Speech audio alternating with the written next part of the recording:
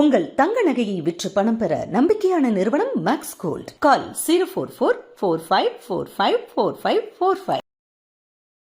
வாழ்க்கையில் இந்த மாதிரி சிறைச்சாலை போவோம் அப்படின்ற ஒரு விஷயமெல்லாம் எண்ணி கூட பார்த்துருக்க மாட்டீங்க இல்லையா? ஸோ அந்த 12 நாள் எப்படி கொடுமையாக இருந்தது? நான் இந்த மாதிரி போவேன்னு கூட நினச்சி கூட பார்த்தது கிடையாது இது வரையுமே. குழந்தைய விட்டுட்டு போனது எனக்கு அவளை விட்டு அந்த 12 நாள் என்னால் இருக்க முடியல. அதை நினச்சி யாராவது வீட்டுக்குள்ளே வந்து என்னை வந்து எடுத்தோன்னே அவங்க வீட்டுக்காரங்கன்னு கேட்டோன்னே பறத்துட்டியா வெளில வா அப்படின்னு முடியை பிடிச்சி இழுத்து வெளில விட்டு அவங்களே தான் ஜீப்பிலேருந்து கத்தி ஒரு ராடு மாதிரி எடுத்து வீட்டு ஃபுல்லாக உடைச்சிட்டு வீட்டுக்குள்ளே வந்தது எத்தனை போலீஸு? ஒருத்தவங்க தான் அம்பேத்கர் சார் மட்டும்தான் வந்தார்.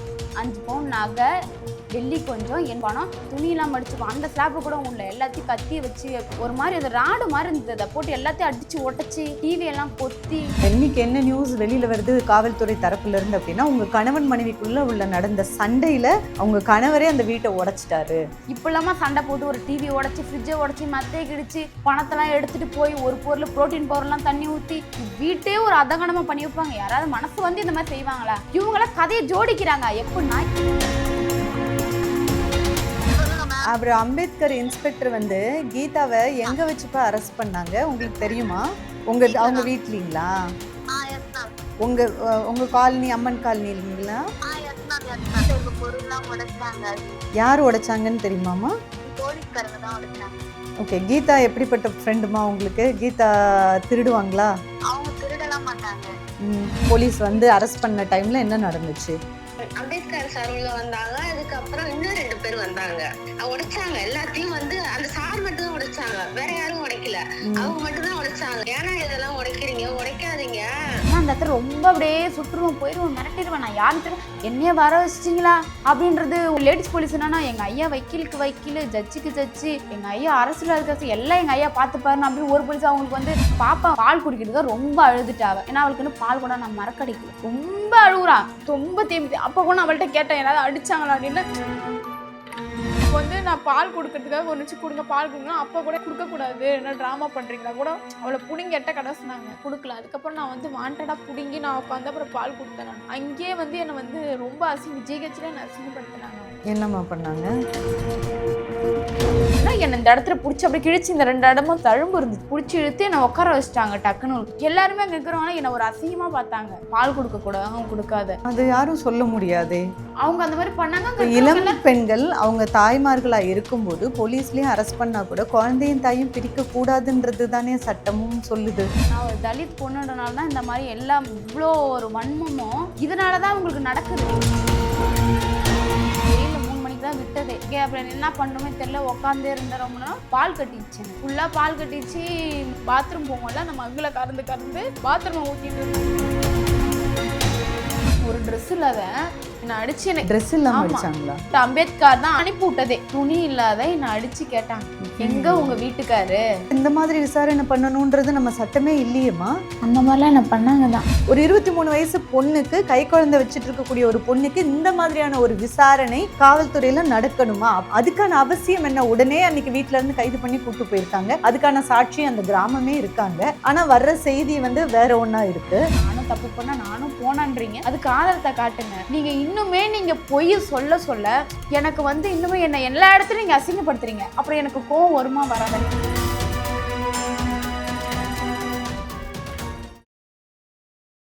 கடலூர் மாவட்டம் சிதம்பரம் பக்கத்தில் அம்மன் காலனி அப்படிங்கிற இடத்துல ஒரு 70 குடும்பங்கள் வசிச்சுட்டு வர்றாங்க. அந்த இடம் அங்கே இருக்கக்கூடிய பைபாஸ் பக்கத்தில் இருக்குது. பைபாஸ் போடுறதுக்காக சல்லிக்கல், இரும்பு கம்பி இதெல்லாம் போட்டு வச்சுருக்கும் போது அந்த இரும்பு கம்பியை பக்கத்தில் இருக்கக்கூடிய கிராமங்களை சேர்ந்த மக்கள் திருடிட்டு போகிறாங்க, திருடிட்டு போய் வித்துடுறாங்க அவங்க பிழைப்புக்காக அப்படின்னு பக்கத்தில் இருக்கக்கூடிய அண்ணாமலை நகர் காவல் நிலையத்தில் அந்த ரோடு போடுறதுக்கு கான்ட்ராக்ட் எடுத்த கம்பெனி தரப்பில் ஒரு வழக்கு பதிவு செய்யப்படுது. தொடர்ந்து காவல்துறையினர் இந்த 2 கிராமங்கள்ல இருந்தும் ஒரு 10-15 பேரை கைது பண்ணி கூட்டிட்டு போய் விசாரிக்கிறாங்க. அது மட்டும் இல்லாமல் தொடர்ந்து அங்கே இருக்கக்கூடிய டிரான்ஸ்ஃபார்மரில் கம்பி மாற்றுறதுக்காக செம்பு கம்பிகள், காப்பர் கம்பி எல்லாமே அங்கே போட்டு வச்சிருக்கும் போது அந்த கம்பிகளையும் திருடிட்டு போகிறாங்க அப்படின்னு சொல்லி அதுக்காக என்கொயரிக்காக அம்மன் காலனி கிராமத்துக்கு வரும்போது கீதா, சுகுந்தன் இந்த தம்பதிகளில் கீதாவை கைது பண்ணி கூட்டிகிட்டு போனதா கீதா சொல்கிறாங்க. இதில் கீதா 12 நாள் சிறையில் இருந்துட்டு வெளியில் வராங்க. ஆனால் கீதாவை ட்ரீட் பண்ண விதம், அவங்களுக்கு மிகுந்த மன உளைச்சலை கொடுத்துருக்கு. இன்ஸ்பெக்டர் அம்பேத்கர் கீதாவோட வீட்டுக்குள்ளே வந்து அங்கே வீட்டில் இருக்க பொருளெல்லாம் அடித்து உடச்சி கீதாவை முடிய பிடிச்சி கெட்ட வார்த்தை சொல்லி ட்ரீட் பண்ணி என்ன இல்ட்ரீட் பண்ணது எனக்கு மிகுந்த மன உளைச்சலாக இருக்குது. அதுக்கு காரணம் என்னுடைய சாதியா அப்படிங்கிற ஒரு கருத்தை முன் வச்சு பல யூடியூப்லேயும் இன்டர்வியூஸ் கொடுத்துட்ருக்காங்க. ஸோ இந்த டைமில் ஒரு பெரிய டிவி சேனலில் இந்த சம்பவம் பற்றின ஒரு செய்தி வெளியாகுது. அதில் கீதாவுடைய கணவர் சரித்திர பதிவேடு குற்றவாளி அப்படின்னு சொல்லி முன் வச்சு அந்த செய்தி வருது. அது மட்டும் இல்லை, கீதாவோட கணவர் சுகுந்தனும் ஒரு காரில் போய்கிட்டு இருக்கும்போது கைது பண்ணப்பட்டதாக சொல்லப்படுது. ஆனால் கீதா என் வீட்டில் நுழைஞ்சு என் வீட்டில் இருக்க பொருளை அடித்து உடைச்சு தான் என்னை முடிய பிடிச்சி இழுத்து கைது பண்ணாங்க அப்படின்னு சொல்கிறாங்க. சுகுந்தன் அந்த காப்பர் கம்பியை திருடுனதாக தான் வழக்கு பதிவு செய்யப்பட்டிருக்கு. அவருடைய நண்பர்கள் மேலேயும் இவங்களுடைய மனைவிகள் மேலேயும் இந்த வழக்கு பதிவு செய்யப்பட்டிருக்கு. உண்மையிலேயே கீதா என்ன பண்ணாங்க, அவங்களுக்கு என்ன நடந்தது, உண்மை குற்றவாளி யார், என்ன விஷயம் நடந்துட்டு இருக்கு அப்படிங்கிறத பேசலாம். கீதா, உங்கள் கணவர் சுகுந்தன் என்ன பண்ணுறாரு? அவர் ஒரு பெயிண்ட் வேலைக்கு போவார், ஜிம்முக்கு ஒர்க் பண்ணிகிட்டு இருக்காரு. அவர் வீட்டுக்கு போயிட்டு வேலைக்கு போயிட்டு ஜிம்மு வீடு இப்படி தான் இருப்பாங்க, வேலைக்கு போயிட்டு இப்படி தான் இருப்பாங்க அவங்க. ஓகே, இன்ஸ்பெக்டர் அம்பேத்கர் அண்ணாமலை நகர் காவல் நிலையத்தில் ஒரு வழக்கு பதிவு செய்கிறாங்க. உங்கள் கணவர் வந்து காப்பரை கம்பியெல்லாம் திருடிட்டு போயிட்டாரு அப்படின்னு சொல்லி, இதுக்கு நீங்களும் உடந்தையாக இருந்ததா சொல்கிறது தான் உங்கள் மேலே வைக்கப்பட்ட குற்றச்சாட்டு இல்லையா? எல்லா மீடியாவிலையும் எல்லா சோஷியல் மீடியாவிலையும் எல்லா இடத்துலையும் சொல்கிற ஒரு இது என்னென்னா, நான் தப்பு பண்ணேன்னு சொல்கிறாங்கல்ல, அதுக்கு தான் ஆதாரமே காட்டுங்க. நான் இவ்வளோ இது பண்ணுறாங்க, இந்த வீடியோ போட தெரிஞ்சுங்க, அவங்களுக்கு நான் தப்பு பண்ண வீடியோ போட்டுருந்துருக்கலாம்ல. அந்த காப்பர் கம்பி திருடுனது அப்படி சொல்லப்பட்ட குற்றச்சாட்டுலாம் அப்போ உண்மை என்னப்பா? உண்மை கிடையாது அது. அதெல்லாம் யாருமே கிடையாது. நானும் அந்த மாதிரி பண்ணலை, என் வீட்டுக்காரும் அந்த மாதிரி எதுவுமே பண்ணலை. ஆனால் இப்போ ரோடு போட இரும்பு கம்பி இருந்தது, அதை திருடிட்டு போகிறாங்கன்னு சொல்லி ஊர் மக்களில் பல பேரை என்கொயரிக்காக கூப்பிட்டு போனாங்களா? அதெல்லாம் உண்மை. ஊர் மக்கள்ல யாராவது அந்த மாதிரி கம்பியை திருடுனாங்களா? உண்மையிலேயே திருடுனாங்க, அதுல வந்து கேஸ் போட்டாங்க, அவங்களும் வந்து பெயில்ல இருந்து வந்தாச்சு. அதெல்லாம் உண்மைதான். அப்படியா? பட் அப்போ உங்க வீட்டுக்கு என்னைக்கு வந்தாரு இன்ஸ்பெக்டர் அம்பேத்கர்? என்ன நடந்துச்சு அன்னைக்கு? மார்ச் மாதம் வந்து நிறையா வீட்டுக்குள்ள வந்து என்னை வந்து எங்க உங்க வீட்டுக்காரன் தான் கேட்டாங்க. எடுத்தோன்னே உங்க வீட்டுக்காரர் எங்கன்னு கேட்டோன்னே, பரத்தியா வெளில வா அப்படின்னு முடியை பிடிச்சி இழுத்து வெளில விட்டு, அவங்களே தான் ஜீப்பில் இருந்து கத்தி ஒரு ராடு மாதிரி எடுத்து வீட்டு ஃபுல்லாக உடைச்சிட்டு ஒரு பொருளும் இல்லை ஏன் ஹேண்ட்பேக்லேருந்து திருடிட்டு போயிட்டு 5 பவுன் நகை, வெள்ளி கொஞ்சம், என் பணம், பாப்பா பர்த் சர்டிஃபிகேட்டை படித்து பார்த்து கிழிச்சு போட்டாங்க. அங்கேயே ஒரு ஸ்லாப்லாம் இருக்குல்ல, துணியெல்லாம் மடிச்சுப்போம், அந்த ஸ்லாப்பு கூட உள்ள எல்லாத்தையும் கத்தியை வச்சு ஒரு மாதிரி அது ராடு மாதிரி இருந்தது, அதை போட்டு எல்லாத்தையும் அடித்து உடச்சி டிவியெல்லாம் கொத்தி ப்ரோட்டீன் பவரில் கூட தண்ணியை தூக்கி ஊற்றிட்டாங்க. எல்லாத்தையும் உடச்சி அவங்க தான் உடச்சி போட்டது. என்னை ஜீப்பில் ஏற்றிட்டு அவங்க தான் என்னை ஜீப் வீட்டிலேருந்து என்னை கூட்டிகிட்டு வந்தீங்க. ஊர்கிட்ட கேட்டால் கூட விசாரிச்சு நீங்கள் எல்லார்ட்டுமே கேளுங்க. உங்கள் ஹேண்ட்பேக்லேருந்து 5 பவுன் நகையும் பணம் வெள்ளி எடுத்துகிட்டு போனாரா இன்ஸ்பெக்டரா? பாப்பாவுக்கு அப்போ தான் ஃபஸ்ட்டு பர்த்டே வச்சுருந்தோம். அப்போ அதில் வந்த மொய் பணம் தான் அந்த காசு. அதுலேருந்து பேக்லேருந்து தான் அவங்க எடுத்துகிட்டு போனதே. ஆனால் அதை வந்து அது எனக்கு திருப்பி அவங்க கொடுக்கவும் கிடையாது. இப்போ அந்த டைம் உங்கள் மாமியார் கூட இருந்தாங்களா? இருந்தாங்க, என் மாமியாரும் கூட இருந்தாங்க, என் நாத்தனாரும் கூட இருந்தாங்க. நீங்க 3 பேரும் பெண்கள் தான் இருந்தீங்களா? வேற யாரும் இல்ல? யாரும் இல்லை. இப்போ அவர்கிட்ட ஏன் சார் இப்படி பண்றீங்கன்னு எதுவும் கேட்டிங்களா? அவங்க எங்களுக்கு ஃபர்ஸ்ட் பதிலே சொல்ல மாட்டாங்க. அவங்க நம்ம இப்போ கேட்குறோன்னா அவங்களுக்கு நமக்கு பதிலே சொல்ல மாட்டாங்க. பட் ஒரு வீட்டுக்குள்ள இன்ஸ்பெக்டர் மட்டும் வந்தாங்களா, கான்ஸ்டபிள்ஸும்? நிறைய போலீஸ் வெளியே நின்றுட்டு இருந்தாங்க. பட் வீட்டுக்குள்ள வந்தது எத்தனை போலீஸ்? ஒருத்தவங்க தான், அம்பேத்கர் சார் மட்டும்தான் வந்தார். அவங்க தான் பண்ணது. நானுமே பார்த்த மாசம் 2 ஜன்னலை அந்த இதில் கொத்தி, ஒரு ஜன்னல் கூட இன்னுமே வீட்டில் இருக்காது, அதை கூட கொத்தி உடச்சி போட்டாங்க. உங்க கணவரை கேட்டுதான் இவ்வளவு நடந்ததா? நடக்குறதே. இப்போ உங்க வீட்டுல இவ்வளவு விஷயம் நடக்கும்போது பக்கத்து வீட்டுல உள்ளவங்க எல்லாம் வந்து என்னன்னு கேட்கலையா? எல்லாம் தெருவில் நின்று வேடிக்கை தான் பாக்குறாங்க, யாருமே எதுவுமே கேட்கல. அந்த டைம் உங்க மனநிலை எப்படி இருந்தது அப்போ? அதுதான் சொல்றேன், ஏன்டா வந்து இந்த மாதிரி ஒரு சாதியில பிறந்தோன்னு இன்ன வரையுமே எனக்கு அதான் யோசனையா இருக்கு. வேற ஒரு ஒற்றுமையா இருப்பாங்க, போவாங்க, ஏதாவது ஒரு பிரச்சனை ஒரு தெருவில் வந்து ஏதாவது கேட்பாங்க, போவாங்க. அந்த ஊர்ல அந்த மாதிரி கேட்கவும் மாட்டாங்க. எடுத்த உடனே சுற்றுவேன் தான் சொல்றாங்க. அப்படி இருக்கப்ப யாருமே கேட்க தோணாதுல்ல. எடுத்த உடனே சுற்றுவேன், அவன் என்ன மிரட்டினதே அதான், அவனை சுட்டு கொன்னுடுவேன், அவனை சுற்றுவேன், இப்படி தான் சொல்கிறாங்க. இப்படினால யாருமே அவரை பார்த்தாலே அவர் சொன்ன வார்த்தையெல்லாம் எல்லாருமே அங்கே நிற்கிறவங்க எல்லாருமே அவ்வளவும் பேசுனாங்க. நம்ம வீட்டில் மட்டும் இதை பண்ணவும் கிடையாது. இன்னும் ஒரு வீட்டில் கூட போயிட்டு ஒரு டிவியை உடச்சிட்டாங்க, இன்னொரு வீட்டில் போய் ஒரு கதவை உடச்சிட்டாங்க. இந்த மாதிரி நிறைய பண்ணியிருக்காரு அவர். ஆமாம், அதனால எல்லாரும் வேடிக்கை தான் பார்த்தாங்க. அவங்க என்ன பண்ணுறாங்க எல்லாம் வேடிக்கை தான் பார்த்தாங்க. தொடர்ந்து உங்களை ஜீப்பில் கூட்டிகிட்டு போனாங்க. அப்புறம் என்னாச்சு? அதான் கூட்டிகிட்டு போய் ஸ்டேஷன் கூட்டிகிட்டு போனாங்க. எங்கே உங்கள் வீட்டுக்கார் எங்கே, என்ன சொல்லு அப்படின்னு கேட்டாங்க. வெளில போயிருக்காங்க, என்னை விட்டுருங்க, நான் குழந்தை வச்சுட்ருக்கேன், 1 வயசு 12 மாதம் தான் அது பாப்பாக்கு. அப்போ இந்த மாதிரி குழந்தை வச்சுட்ருக்கேன், பால் குடிக்கிற குழந்தை, என்னை விட்டுருங்க, நான் என்ன சார் தப்பு பண்ணேன் அப்படின்னு கேட்டதுக்கு நான் என்கிட்ட எதுவுமே சொல்லவே இல்லை. உங்களை எத்தனை மணிக்கு கைது பண்ணி கூட்டு போனாங்க? கரெக்டாக 3 மணி இருக்கும். என்னை கூட்டிகிட்டு போய் ஸ்டேஷனில் வச்சுருந்து ஒரு 12, 12:30 வரையும் என்னை ஸ்டேஷனில் தான் வச்சுருந்தாங்க. ஓகே, இப்போ போலீஸ் ஸ்டேஷனில் என்ன நடந்தது? அதான் என்னை கூட்டிகிட்டு போய் உட்கார வச்சுருந்தேன். கேட்டாங்க, சேரில் உட்காந்தா, நீ என்ன சேரில் உட்கார, கீழே இறங்கி உட்கார அப்படின்னு நான் சொன்னாங்க. உடனே நான் என்ன பண்ணேன், சரின்னு கீழே இறங்கி உட்காந்துட்டேன். அப்புறம் யாருன்னு எனக்கு தெரியாது, யாரோ ஒரு அண்ணன் வந்து ஒரு பெஞ்சில் என்னை நிற்க வச்சு, ஒரு ஓரமாக நிற்க வச்சுட்டு ஒரு நியூஸ் பேப்பர் மாதிரி போட்டு அதில் 2, 3 காப்பர் ரோல், அந்த செம்பு கம்பி அதை போட்டு என்னை நிற்க வச்சு ஃபோட்டோ எடுத்தாங்க. நான் வாக்குமூலம் கொடுத்தேன்னு சொன்னாங்க. ஆனால் இதுவரை என்கிட்ட எதுவுமே கேட்கல. அவங்க எதுவுமே கேட்கல, அவங்களுக்குள்ளே தான் பேசிகிட்டு இருந்தாங்க. என்னை வந்து உன் தோடை கழட்டு, உன் கொலுசை கேட்டு, உன் நகையெல்லாம் கழட்டுன்னு தான் நான் சொன்னாங்க. நான் வந்து சரி கழட்டி தான் வச்சேன். என்னை வந்து அந்த மாதிரி நான் வாக்குமூலம் கொடுத்தேன். இதுவரை அவங்க என்ன எழுதியிருக்காங்க கூட நிஜமாக எனக்கு தெரியாது. அதுக்கப்புறம் வந்து ஜிஹெச் கூட்டிகிட்டு போனாங்க டெஸ்ட்டுக்கு. என்ன கூட்டிகிட்டு போகிறப்ப பாப்பா வந்து பால் குடிக்கிறதுக்காக ரொம்ப அழுதுட்டாவ. ஏன்னா அவளுக்கு இன்னும் பால் கூட நான் மறக்கடிக்கல. ரொம்ப அழுகுறா. இன்னும் ரொம்ப தேம்பி. அப்போ கூட நான் அவள்கிட்ட கேட்டேன், யாராவது அடித்தாங்களா அப்படின்னு. அவள் பயத்தில் வந்து அவன் மூஞ்செல்லாம் ரொம்ப ஒரு மாதிரி சகந்துருச்சு. பாப்பாவை யார் வச்சுருந்தா? எங்கள் மாமியார் தான். உன் கூடயே போலீஸ் ஸ்டேஷன்லேயே அவங்களும் இருக்காங்க பக்கத்துலேயே. அவளுக்கு ரொம்ப அப்படியே செவந்து அழுது தேம்பி கண்ணில் ரொம்ப தண்ணி வந்து ஜுரமே வந்துருச்சு. அப்போ வந்து நான் பால் கொடுக்கறதுக்காக ஒரு நிமிஷம் கொடுங்க பால் கொடுங்கன்னா அப்போ கூட என்னை பிடுங்கி தான் கொடுக்கக்கூடாது, என்ன ட்ராமா பண்ணுறீங்களா கூட அவளை பிடுங்கி எட்ட கடை சொன்னாங்க. கொடுக்கல. அதுக்கப்புறம் நான் வந்து வாண்டடாக பிடுங்கி நான் உட்காந்து அப்புறம் பால் கொடுத்தேன். நான் ஜிஹெச்ல வச்சா அங்கேயே வந்து என்னை வந்து ரொம்ப ஜிஹெச்ல என்னை அசிங்கப்படுத்தினாங்க. அவங்க என்னம்மா பண்ணாங்க? நான் பாப்பாவுக்கு பால் கொடுக்குறேன்னு சொல்கிறேன், அவங்க கொடுக்கக்கூடாதுன்னு சொல்கிறாங்க. யார் சொன்னா? Ladies police. அவங்க பேர் கூட தெரியல. அவங்க சொன்னாங்க. உடனே நான் என்ன பண்ணேன், இல்லைக்கா ஒரு 2 நிமிஷம் தான்க்கா கொடுத்துருந்தேன், ரொம்ப அழுகுறா, அந்த மாதிரிலாம் இருக்க மாட்டா, ஒரு 2 நிமிஷம் கொடுத்துட்டு வந்துடுறேன் சொன்னால். உடனே அவங்க என்ன பண்ணாங்க, இல்லை டெஸ்ட் எடுக்கலாம், டெஸ்ட் இருங்கக்கா கொஞ்ச நேரம் கொடுத்துட்டு வந்துடுறேன்னு டெஸ்ட் எடுத்து முடிச்ச பிறகு தான் அவள் வந்ததே. ரொம்ப அழுக நான் என்ன டெஸ்ட் எடுத்தாங்கம்மா உங்களுக்கு? எனக்கு வந்து பிபி இருக்கா, நார்மல் டெலிவரி அதெல்லாம் கேட்டுட்டு இருந்தேன். அதுக்கு பதில் சொல்லிட்டு இருந்தேன். உடனே என்ன பண்ணேன், நான் ரொம்ப அழுவேன்னா நான் பிடுங்கி உட்காந்து கொடுக்க ஆரம்பிச்சுன்னா என்னை இந்த இடத்துல பிடிச்சி அப்படியே கிழிச்சு இந்த 2 இடமும் தழும்பு இருந்துச்சு எனக்கு. அவங்க அப்படியே பிடிச்சி இழுத்து என்னை உட்கார வச்சுட்டாங்க. டக்குன்னு உங்களுக்கு பால் கொடுக்கக்கூடாது, அவங்க கொடுக்காத. அது யாரும் சொல்ல முடியாதே. அவங்க அந்த மாதிரி பண்ணாங்க. இளம் பெண்கள் அவங்க தாய்மார்களா இருக்கும்போது போலீஸ்லயும் அரெஸ்ட் பண்ணா கூட குழந்தையும் தாயும் பிரிக்க கூடாதுன்றது தானே சட்டமும் சொல்லுது. அதுக்கு டைம் கொடுக்கலாமே. ஆக்சுவலி இன்னொன்று, மனிதாபிமான அடிப்படையில் பார்த்தா கூட ஒன்றும் பண்ண போகிறது இல்லை. அந்த டெஸ்ட் நடக்கும்போது மருத்துவமனையில் உட்காந்து நீங்கள் குழந்தைக்கு பால் கொடுக்க போகிறீங்க, இதில் என்ன ஆகிட போகுது? அவங்க வந்து அதில் அப்போ என்னன்னா வந்து இதை ஒரு சாக்கா வச்சுட்டு இதில் வந்து நீங்கள் வந்து அப்படியே நான் போகலான்னு பார்க்குறியா அப்படின்னு என்னை கேட்டாங்க. எல்லாருமே அங்கே இருக்கிறவங்க என்னை ஒரு அசிங்கமாக பார்த்தாங்க.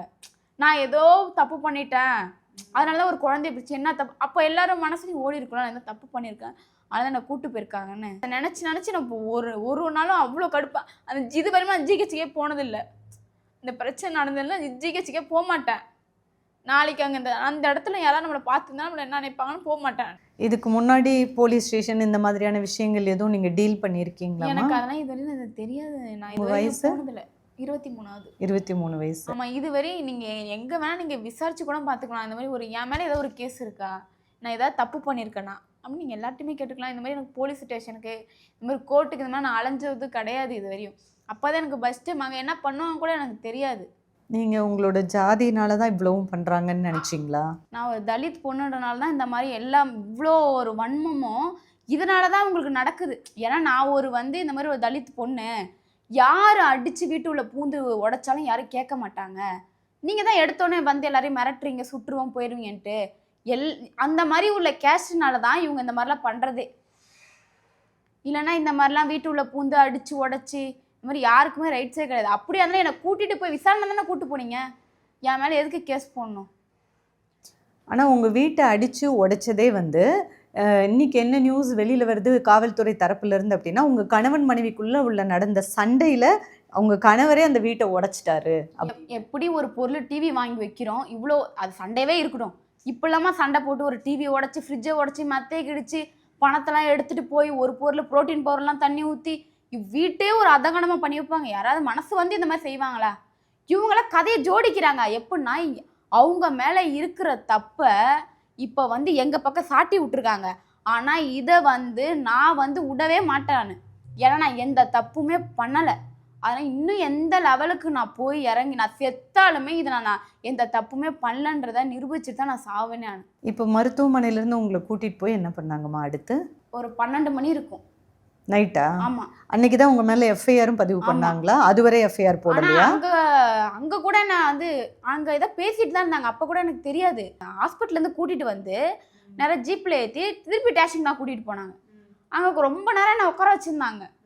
உட்கார வச்சு நானும் விட்டுருவாங்க. சரி இவ வேற இருக்கால, ரொம்ப நேரம் குழந்தைய பார்த்தாது அது விட்டுருவாங்க ஆன்ட்டு நானும் ரொம்ப நேரம் உட்காந்துருக்கேன். விடவே இல்லைண்ணா. அதுக்கப்புறம் திருப்பி என்ன பண்ணேன், என்கிட்ட கையெழுத்து இதெல்லாம் எதுவுமே வாங்கலை. அப்பயுமே அங்கே போயிட்டு கோர்ட்டுக்கு கூட்டிகிட்டு போய் அவங்க வீட்டுக்கு தான் கூட்டிகிட்டு போனாங்க. ஜட்ஜி வீட்டுக்கு தான் என்னை கூட்டிகிட்டு போய் உடனே? ஆமாம், கூட்டிகிட்டு போயிட்டு வெளிலலாம் வர்றப்ப தான் என்கிட்ட கையெழுத்தே வாங்கினாங்க. அங்கே போய் காமிச்சு நான் அவங்கள்ட்ட கூட ஜட்ஜிட்ட கூட நான் கேட்டேன், நான் இந்த தப்புமே பண்ணலம்மா, இந்த மாதிரி நான் தப்பு பண்ணாங்க, குழந்தைய பாருங்க. அப்போ பாப்பாவும் தூக்கி தட்டு போனேன். பாப்பாவுக்கு ரொம்ப பால் குடிக்கிற குழந்தைன்னு காலில் கூட விழுந்தேன் நான். அவங்கள்ட்ட என்ன பேச உள்ள. ரெண்டாவது அவங்க வந்து நீ அங்கே போய் நிலுப்போம், அங்கே போய் நிலுப்போம், அங்கே போய் நிலுப்போன்னாங்க. அப்புறம் அவங்க என்ன பேசினாங்கன்னே எனக்கு தெரியாது. உடனே என்ன பண்ணாங்க, என்னை குழந்தையெல்லாம் கொடுக்க மாட்டேன், நீ மட்டும்தான் போகணுன்னு, என் குழந்தைய என் கூட அனுப்புங்க, நான் போகிறேன் ஆனால் என் குழந்தைய என் கூட அனுப்புங்கன்னு சொல்லி நான் பேசுனதுக்கு நான் கொடுக்கவே மாட்டேன்னு சொல்லி என்னை ஜெயிலில் 3 மணிக்கு தான் விட்டதே. விட்ட உடனே நான் என்ன பண்ணேன், அங்கே அப்புறம் என்ன பண்ணுமே தெரில, உக்காந்தே இருந்தேன். ரொம்ப நேரம் பால் கட்டிச்சு, எனக்கு ஃபுல்லாக பால் கட்டிச்சு. மக்கில் பாத்ரூம் போவோம்ல, அந்த மக்கில் கறந்து பாத்ரூமை ஊற்றிட்டு இருந்தேன். ரொம்ப நேரம் அதான் பண்ணிட்டு இருந்தேன். 12 நாள் இருந்தேன். 12 நாள் அதான் பண்ணேன். 12 நாள் சிறைச்சாலையிலே இருந்தீங்களா? கடலூர் சிறையிலையா? பாத்ரூமை கறந்து ஊற்றிட்டு இருப்பேன். ஒரு 2-3 அக்காலாம் சொல்ல ஆரம்பிச்சாங்க, அது யூரின் போகிறாண்டி, அது ஒரு அந்த மாதிரி தாய்ப்பால்லாம் ஊற்றக்கூடாது, அதெல்லாம் பாவம், எங்களுக்கு தாண்டி பாவம் அது அப்படின்னு சொன்னாங்க. இதே வேற ஒரு கேஸ்டாக இருந்தால் இந்த மாதிரிலாம் பண்ணுவாங்களா, இவ்வளோ ஒரு வீட்டில் ஒரு குழந்தை வச்சுருக்கோன்னு தெரியாது, இந்த மாதிரிலாம் பண்ணுறாங்க போகிறாங்க, ஏன்னா யாருமே கேட்க மாட்டாங்கன்னா நான் யாருமே கேட்கலக்கா, பாப்பா தான் அவள் தான் ரொம்ப கஷ்டப்பட்டு இருப்பாங்க, என்ன பண்ணுறான்னு தெரியலன்னு சொல்லிட்டு இருந்தேன். உடனே என்ன பண்ணாங்க, ஒரு 3 நாள் கழிச்சு திருப்பி வேற கேஸ் வந்து உள்ள இருக்கு போய் இங்கே வேற கேஸ் வருது. உங்க மேலையா? என் மேல. என்ன கேஸ்? கம்மாபுரம்னு ஒரு ஊர். ஆனா அந்த ஊர் எங்க இருக்கு இதுவரையுமே எனக்கு தெரியாது.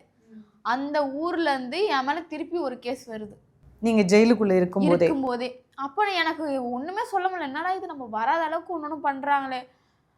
வெளில இருந்து நான் அப்ப வந்து உள்ள வக்கீல்லாம் வருவாங்கல்ல, கவர்மெண்ட் வக்கீல், அவங்கள்ட்ட நான் கேட்க ஆரம்பிச்சேன், இல்ல இந்த மாதிரி போடுறாங்க என்ன பண்றது அப்படின்னா, இல்ல உங்க வீட்டுல எதை பார்த்துப்பாங்க. இப்போ இவ்வளவும் நடக்கும்போது உங்க கணவர் எங்கப்பா? அவங்க வந்து இந்த மாதிரி சுற்றுவோம் போயிடுவோன்னு இவர் தான் மிரட்டுறாங்க. அவங்க எப்படி தைரியமா வர முடியும்? உடைச்சிருவான், கையை உடைச்சிருவான், காலை. இல்ல அவர் வந்து அது வரைக்கும் அவங்க கணவரை வேலைக்கு போயிட்டு இருந்தாரா, எங்க இருந்தாரு? வேலைக்கு தான் போயிட்டு இருந்தாங்க. இப்ப இவங்க மிரட்ட ஆரம்பிச்சிருந்தா ஒரு கோயம்புத்தூர் கிளம்பி போயிட்டாரு வேலைக்கு. அந்த ஊர்ல இல்ல இப்ப இல்ல. இப்போ உங்களை கைது பண்ணி போலீஸ்ல கூட்டிட்டு போயிருக்காங்க அப்படின்னா உங்க குடும்பத்துல இருந்து வந்து உங்களை பெயில் எடுக்கிறதுக்கோ ஏதாவது? எங்க அம்மா, எங்க அண்ணன், எங்க அக்கா, எங்க சித்தப்பா எல்லாமே வந்திருந்தாங்க. ஆனா உங்க கணவர் ஃபேமிலில இருந்து எங்க மாமியாரு, எங்க நாத்தனாரு, இன்னொரு பெரிய மாமியார் எல்லாருமே வந்திருந்தாங்க. பட் உங்க கணவர் இந்த நேரத்துல தலைமறைவாயிட்டாரு. வரல. அவர் ஏன் தலைமறைவானாரு? மிரட்டுறாங்க மேம். அதான் என்ன சுற்றுவன்னு சொல்றாங்க, மிரட்டுவாங்க, அவனை எங்க இருந்தாலும் சுற்றுவான், போயிடுவான், வந்துருவான் அப்படின்னு மிரட்டுறாங்க. அப்ப அந்த நேரத்துல அவங்களால வர முடியாதுல்ல, இவங்க அந்த மாதிரி மிரட்டினா. இப்போ நீங்க அதுக்கப்புறம் 12 நாள் சிறையில இருந்த நீங்க எப்படி வெளியில வந்தீங்க? அது வந்து எப்படின்னா பெயில் எடுத்தாங்க, ஜாமீன் எடுத்து. அப்போ வந்து எனக்கு நான் அன்னைக்கு தான் 12 நாள் முடியுது. அப்போ வந்து கோர்ட்டுக்கு கூட்டு போனேன்னு என்ன சொன்னாங்க. நான் உடனே வந்து சரின்னு சொல்லிட்டு, உடனே இல்லை கோர்ட்டுக்கு வேணா ஈஸி காமிக்கிறாங்க, உனக்கு வீடியோ காலில் தான் பேசுவாங்கன்னா அவங்ககிட்ட சொன்னாங்க, உனக்கு வந்து பெயில் ஆர்டர் ஆயிடுச்சு, நீ கிளம்பி வந்துடலாம் அப்படின்னு சொன்னாங்க. பெயில் யார் எடுத்தா உங்களை? எங்கள் மாமியார் வீட்டு சைடில் தான் எடுத்தாங்க.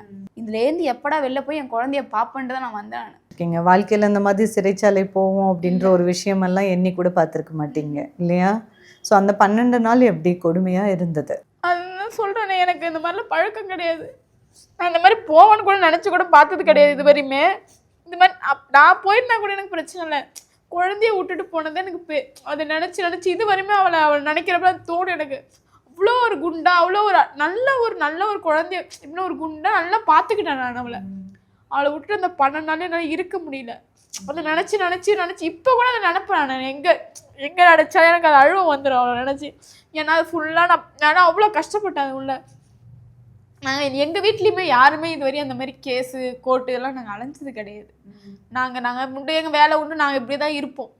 இவங்க வந்து ஏன் இந்த மாதிரி அம்பேத்கர் சார் போலீஸ் வந்து இந்த மாதிரி என் குழந்தைய பிரித்து இந்த மாதிரி நாங்கள் என்ன பாவம் பண்ணோன்னு தெரியல. இந்த மாதிரி ஏன் இவர் என் மேலே இப்படி ஒரு பொய் கேஸை போட்டு என்னையும் என் குழந்தைய இப்படி பிரித்தான்னு கூட எனக்கு தெரியாது. அவ்வளோ நாள் அங்கே நான் அவ்வளோ கஷ்டப்பட்டேன். அந்த 12 நாளுமே அவ்வளோ கஷ்டப்பட்டேன். எப்படா வீட்டுக்கு போவோம். இவன் என்னை பார்க்க வர 2ஆம் நாள் நான் ஜெயிலு உள்ளக்கு பார்க்க வர என்னை தூக்கு சொல்லி அழுகுறா. அப்போ கூட அவங்க காலெல்லாம் விழுந்து என்னை யாருமே கொடுக்கவே இல்லை. பாப்பாவை ஒரு நிமிஷம் பால் கொடுத்து தரேன் கொடுங்கன்னா கொடுக்கவே இல்லை, யாருமே கொடுக்கல. ஒரு ட்ரெஸ் இல்லாத என்னை அடிச்சு எனக்கு ட்ரெஸ் இல்லாம அடிச்சாங்களா? ஆமா, அதுவும் வந்து இவங்க தான் அனுப்பி விட்ட, அம்பேத்கர் தான் அவர் தான் அனுப்பி விட்டதே. துணி இல்லாத என்னை அடிச்சு கேட்டாங்க, எங்க உங்க வீட்டுக்காரு சொல்லு, எங்க உங்க வீட்டுக்காரு சொல்லுன்னு. ஒரு துணி இல்லாத என்னை அடிச்சாங்க. அது ரொம்ப கொடுமைல்ல, கஷ்டம் இல்லை அது. அப்புறம் என்ன பண்றதாங்க? யாரு, எத்தனை போலீஸ்? அது லேடிஸ் தான். எத்தனை பேரு? 2 பேர் இருந்தாங்க. தனியார் ரூம்ல வச்சு இந்த மாதிரி தான் என்கொயரி இந்த மாதிரி தான் பண்ணுவாங்களா? அப்போ அது தெரியல, எனக்கு தெரியாது. அவங்க அந்த மாதிரி என்ன பண்ணாங்க. பட் நீங்க ட்ரெஸ்ஸை கழட்ட மாட்டேன்னு சொல்லலையா? நான் என்ன சொல்ல, முடிய பிடிச்சி அடிப்பாங்கல்ல, அதை நம்ம எதுவும் கேட்க முடியாது. அவங்க சொன்னபடி செய்யணும். அந்த இடத்துல நம்ம அங்க வந்துட்டோம்னா நம்ம அவங்க கண்ட்ரோலு. நம்ம சாப்பிட்றதா இருந்தாலும் அவங்கள கேட்டு தான் சாப்பிடணும். பாத்ரூம் போகிறதா இருந்தாலும் அவங்கள கேட்டு தான் போகணும். நம்ம ஒரு ட்ரெஸ்ஸு மாற்றினாலும் அவங்க கேட்டு தான் செய்யணும். அந்த மாதிரி உள்ள அந்த ஜெயிலு உள்ள போயிட்டோன்னா நம்ம இஷ்டத்துக்கு இருக்க முடியாது. நம்மளே இருக்க முடியாது. என்கொயரி இப்படித்தான் பண்ணணும்னு ஒரு முறை இருக்குல்ல, அந்த முறைக்கு மேலே உங்களை ட்ரெஸ்ஸை கழட்டிட்டு நீங்கள் அடித்தாங்கன்னு நீங்கள் சிம்பிளாக சொல்கிறீங்க. பட் அது எவ்வளோ பெரிய ஒரு கொடுமை.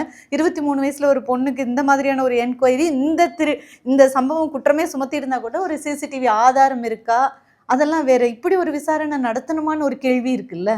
சட்டத்தில் இந்த மாதிரி விசாரணை பண்ணணுன்றது நம்ம சட்டமே இல்லையேம்மா. அந்த மாதிரிலாம் என்ன பண்ணாங்க தான். எத்தனை முறை அப்படி பண்ணாங்க? 3 நாள் வந்திருந்தாங்க தொடர்ந்து. 3 நாள் வந்து அந்த மாதிரி என்னை கேட்டாங்க. இப்போ கேட்டது எங்கன்னா எனக்கு தெரிஞ்சா கூட சரி சரின்னு சொல்லிடலாம். ஏன்னா இவ்வளவும் உள்ள வந்தாச்சு, இதுக்கு மேலே பொய்ய மறைச்சு என்ன ஆக போகுதுன்னு சொல்லிடலாம். எனக்கு எதுவுமே தெரியாது. உங்க வீட்டுக்காரர் எங்க இருக்காரு போறான்னு என்ன தெரியாது. இவன் தான் தப்பு பண்ணலை, நானுமே பண்ணலை அதை. ஆனால் பண்ணன்ட்டு இவ்வளோவும் என்னை அசிங்கப்படுத்துறதும் இல்லாமல் இன்னும் டிவியில் போட்டு என்னை அசிங்கப்படுத்துறாரு. கடந்த மார்ச் 30ஆம் தேதி மத்தியானம் 3 மணிக்கு கீதா வீட்டுக்கு வந்து இன்ஸ்பெக்டர் அம்பேத்கர் கைது பண்ணி கூட்டு போனதா சொல்றாங்க. ஆனா போலீஸ் தரப்புல இருந்து இப்போ என்ன சொல்லப்பட்டு வருதுன்னா, சுகுந்தனும் கீதாவும் கார்ல போய்கிட்டு இருக்கும்போது போலீஸ் வழிமறிச்சதாகவும், சுகுந்தன் தப்பி போன உடனே கீதாவை கைது பண்ணணும் அப்படின்னும் போலீஸ் தரப்புல இப்போ சொல்லப்பட்டு வரதா தான் டிவி சேனல்ஸ்ல நியூஸ் வருது. ஆனா கீதாவோட கிராமத்துல நம்ம வந்து நிறைய பேர்கிட்ட ஃபோன் பண்ணி கேட்டோம். ஏன்னா வீட்டுல இருக்கும்போது வந்து கீதா கைது பண்ணதா சொன்னாங்க இல்லையா, அது உண்மையா அப்படிங்கிறத ஒரு 2-3 கால்ல நம்ம பதிவு பண்ணியிருக்கோம். அது உங்களுக்காக. ஹலோ, அவர் அம்பேத்கர் இன்ஸ்பெக்டர் வந்து கீதாவை எங்க வச்சுப்பா அரெஸ்ட் பண்ணாங்க உங்களுக்கு தெரியுமா? அவங்க வீட்லீங்களா? உங்க காலனி அம்மன் காலனிங்களா? ஓகே. அவங்கள அரெஸ்ட் பண்ணும்போது அவர் என்னெல்லாம் பண்ணாருப்பா? அவங்கள கூட்டிட்டு போய் ஜீப்ல ஏத்துனாங்க.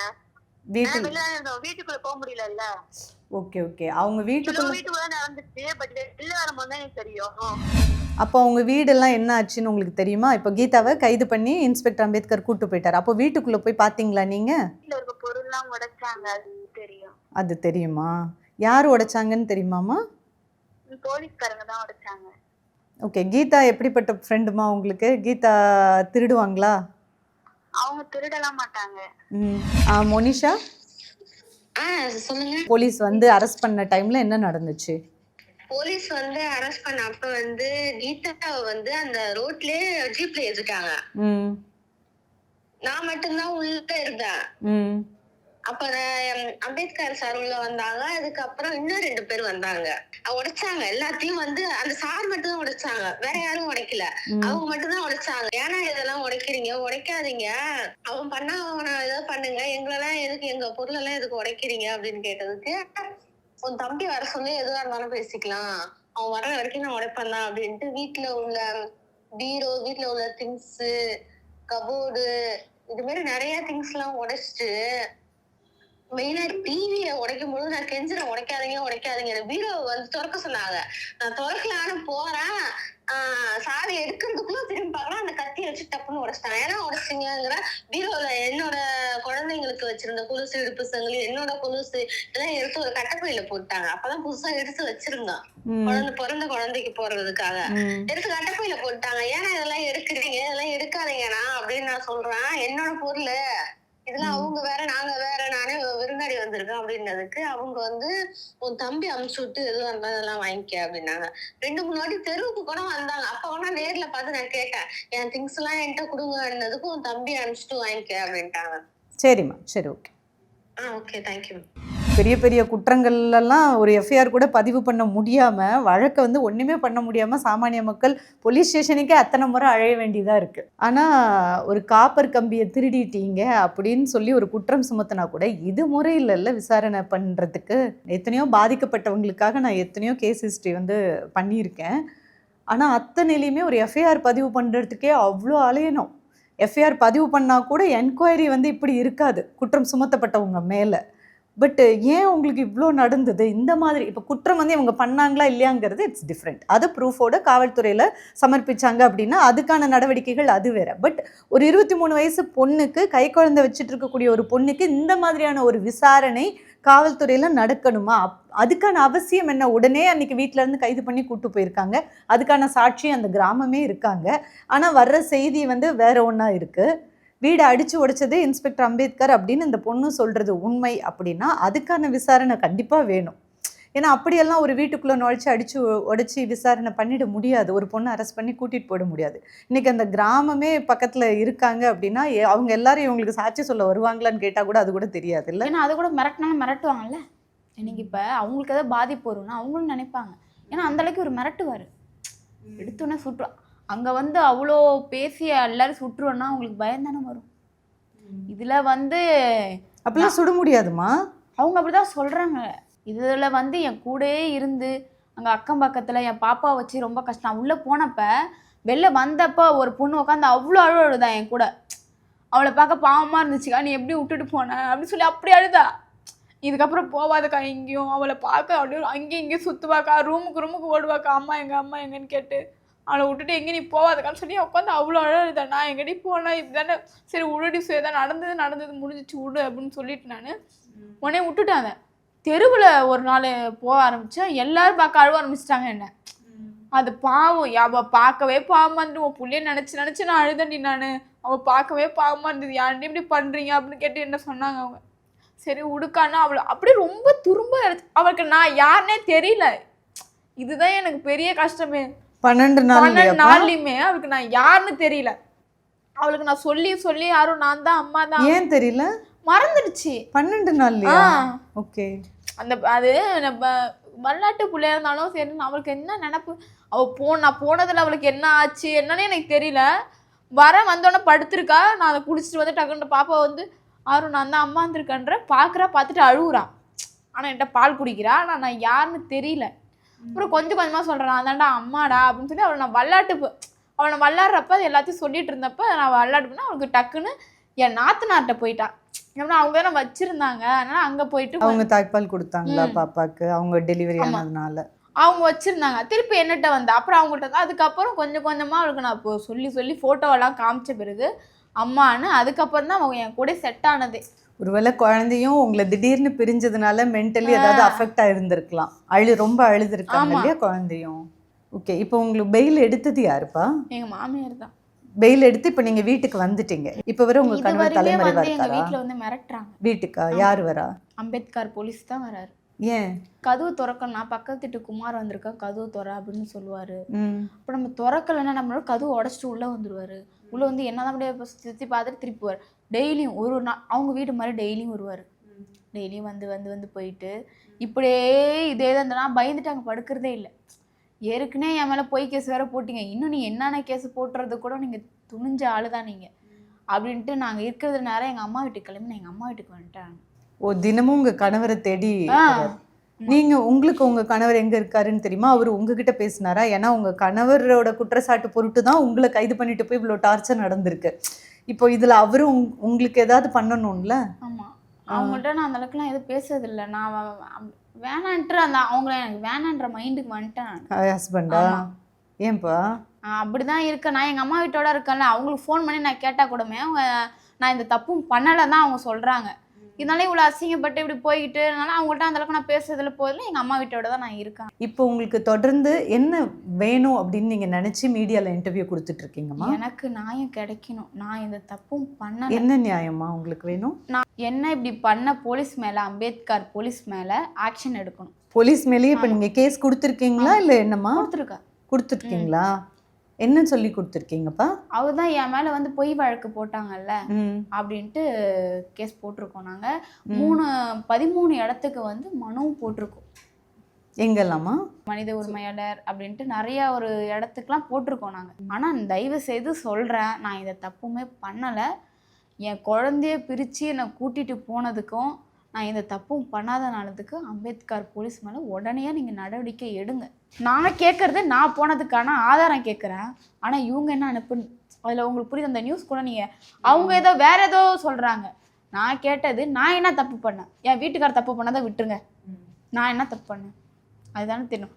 நானும் போனான்னீங்களா, அதுக்கு ஆதாரம் தானே காட்ட சொல்கிறவங்கள. நானும் தப்பு பண்ணேன், நானும் போனான்றீங்க, அதுக்கு ஆதாரத்தை காட்டுங்க. நீங்கள் இன்னுமே நீங்கள் பொய் சொல்ல எனக்கு வந்து இன்னுமே என்னை எல்லா இடத்துலையும் நீங்கள் அசிங்கப்படுத்துறீங்க. அப்புறம் எனக்கு கோவம் வருமா வராதா நீங்களே சொல்லுங்கள். நானும் எவ்வளோ பொறுத்து தான் போகிறேன். நீங்கள் தப்பு, நானே என் மேலே தப்பு கிடையாது, இருந்தாலும் நம்ம பொறுமையாக போவோன்ட்டு இவ்வளவும் பொறுமையாக நீங்கள் இன்னுமே என் மேலே நீங்கள் பொய்யை சொல்லிகிட்டே இருந்தீங்கன்னா நீங்கள் நிறைய கதை ஜோடிக்கிறாரு. நீங்களே ஜோடிச்சுட்ருங்க. அதனால இல்லை, எல்லாரும் பார்ப்பீங்க இது உண்மைதான் அப்படின்ட்டு. நான் தப்பு பண்ணலன்றதுல உண்மைதானே. எதனால இன்ஸ்பெக்டர் அம்பேத்கர் இவ்வளோ விஷயங்கள் பண்ணாரு? உங்களுக்கு உங்கள் கணவர் தப்பு பண்ணால் அவரை கூப்பிட்டு விசாரிக்கணும், ஏன் என்ன இவ்வளோ பண்ணாரு அப்படின்னு நீங்கள் நினைக்கிறீங்க? தெருவில் வந்து சீன் கிரியேட் பண்ணிட்டார். அவங்க வந்து சீனாக நடந்துட்டு எப்படின்னா அங்கே இருக்கிறவங்க எனக்கு ரொம்ப மிரட்டி விட்டுட்டு அந்த இடத்துல என்னை கூப்பிட்டு போய் விட்டுட்டாங்கன்னா அவங்களுக்கு அசிங்கமாக போயிடும்ல அது. ஏன்னா அந்த இடத்துல ரொம்ப அப்படியே சுற்றுருவோம், போயிடுவோம், மிரட்டிடுவேன். நான் யாருன்னு தெரியும், என்னையே வர வச்சிட்டிங்களா அப்படின்றது. ஒரு லேடிஸ் போலீஸ் என்னன்னா எங்கள் ஐயா வக்கீல், ஜட்ஜுக்கு ஜட்ஜி, எங்கள் ஐயா அரசியல் எல்லாம் எங்கள் ஐயா பார்த்துப்பாருன்னு அப்படின்னு ஒரு போலீஸ் அவங்களுக்கு வந்து பில்டப்பாக பேசுறது இதெல்லாம். ஆமாம், அவர் நியாயமான நல்ல போலீஸாக இருந்திருக்கலாமா? அவர் ஐயோ நல்லவராக இருந்தால் நான் இப்பயுமே உங்களை நான் குறை சொல்ல கிடையாது. நீங்கள் நல்லவராக இருந்துக்குங்க, எனக்கு பிரச்சனை கிடையாது. அது ஏன் மேலே நீங்கள் எதுக்கு பொய் வழக்கு போட்டீங்க? நான் உங்களை என்ன பண்ணேன்? ஏன் வீட்டை எதுக்கு உடைக்கணும்? தாயும் பிள்ளையும் பிரித்து கூட்டு போகிற அளவுக்கு உங்கள் மனசில் ஏன் அவ்வளோ வன்மை இருக்கும்? இப்போ இன்ஸ்பெக்டர் அம்பேத்கர் வந்து அந்த ஊரில் அந்த ஏரியாவில் ஒரு கெத்தான போலீஸ் அப்படின்ற மாதிரியான ஒரு ப்ரொஃபைலை கிரியேட் பண்ணியிருக்கிறதா நான் கேள்விப்பட்டேன். அவரு நல்லவர் அப்படின்ட்டு நிறையா மக்களை நம்ப வைக்கிறாங்க. ஆனால் அவரோட பின்பம் பின்னாடி தான் தெரிஞ்சதை தவிர முன்னாடி வந்து மக்கள் எல்லாம் அதை பார்த்துட்டு நம்புகிறாங்க. நான் வந்து எல்லாருக்குமே ஒரு எடுத்துக்காட்டாக தான் மட்டும்தான் இருக்கேன். ஏன்னா எனக்கு நடந்த ஒரு கொடுமை, நான் ஜெயிலில் அனுபவிச்சது, என் குழந்தைய பிரித்து கூட்டிகிட்டு போனது, இதை மாதிரி நீங்கள் உங்கள் யாருக்குமே நடக்கக்கூடாது மட்டும்தான் இவ்வளோ இடத்துக்கும் வரேன். எனக்கு நிறைய பேர் சப்போர்ட் பண்ணுறாங்க. நீ அந்த பொண்ணுக்கு நியாயம் கிடைக்குன்ற நிறைய அண்ணனுங்க, நிறைய தங்கச்சிங்க, நிறைய அக்கா எல்லாருமே எனக்கு சப்போர்ட் பண்ணுறாங்க. அவங்க எல்லா சப்போர்ட்டும் எனக்கு வேணும். ஏன்னா எனக்கு இதுக்கு ஒரு நியாயம் கிடைக்கணும், அவர் மேலே ஆக்ஷன் எடுக்கணும். நீங்கள் ஃபைனலாக உங்களோட கோரிக்கை என்னம்மா? அதான் முதலமைச்சர் வந்து பெண்களுக்கு நிறைய இலவசமாக எல்லாமே பண்ணுறாங்க. எனக்கு நடந்த மாதிரி இன்னும் யாருக்கும் நடக்கக்கூடாது. அவங்க தான் இதை எடுத்து நடவடிக்கை எடுக்கணும். அம்பேத்கர் சார் மேலே நடவடிக்கை உடனே அவர் எடுக்கணும். ஸோ கீதா இவ்வளோ நேரம் குழந்தைக்கு ஃபீட் பண்ணிவிட்டு இங்கே தான் குழந்தைய தூங்க வச்சுருந்தாங்க. ஸோ இப்போ மறுபடியும் எழும்பிடுச்சு குழந்தை. உங்களுக்கு ஒரு கோபம் இருக்காம்மா? உங்கள் கணவரால் தான் உங்களுக்கு இந்த நிலைமை அப்படிங்கிறது. காதலிச்சு கல்யாணம் பண்ணிக்கிட்டீங்களா? ஏன் பண்ணணும்னு யோசிக்கிறேன். காதலிக்கும் போது தெரியுமா? அவங்க அந்த மாதிரி பையன் கிடையாது. அவர் ரொம்ப ஒரு வெகுளியான பையன்தான். ஒரு குடிப்பழக்கம் கிடையாது, ரொம்ப ஒரு வெகுளியான பையன். அந்த அளவுக்கு சண்டை சச்சரவுக்குலாம் போறாரு கிடையாது. அதனால தான் அவர் வந்து எந்த பழக்கமும் இல்லைன்ற மட்டும்தான் நான் லவ் பண்ணதே. ஓகே, குழந்தைய வச்சுட்டு ஒரு சின்ன பொண்ணு புருஷன் பண்ண தப்பு, ஆனால் அதுக்கு இந்த பொண்ணு அனுபவிக்கணுமா அப்படிங்கிறது தான் எங்கள் கேள்வி. பெரிய பெரிய தவறுகள் இங்கே நடக்கு. அந்த தவறுகளுக்கான விசாரணையும் இந்த முறையில் தான் நடக்கா அப்படின்னு நம்மள்ட்ட கேட்டால் நமக்கு நல்லா தெரியும் எப்படி நடந்துக்கிட்டு இருக்கு அப்படிங்கிறது. ஸோ சமூகத்தில் ஒரு அதிகாரத்தில் இல்லை, ஒரு இடத்துல இருக்கோம். இன்றைக்கி அந்த பொண்ணு கேட்குறாங்க, நான் வந்து பொண்ணுங்கிறதுனால எனக்கு இதெல்லாம் நடக்குதா அப்படின்னு கேட்குறாங்க. அவங்க கணவர் தப்பு பண்ணால் அந்த கணவரை பிடிச்சி விசாரிக்கணும். அது என்ன வேணால் பண்ணிட்டு போட்டோம், அது நம்ம இல்லைன்னு சொல்லலை. ஆனால் ஒரு பொண்ணு காதலித்து கல்யாணம் பண்ணால் வீட்டில் குழந்தைய பார்த்துட்டு இருக்காங்க, அவங்கள கூட்டிகிட்டு போய் விசாரிக்கிறது கூட தவறு இல்லை, சட்டப்படி அதெல்லாம் கரெக்டு தான்.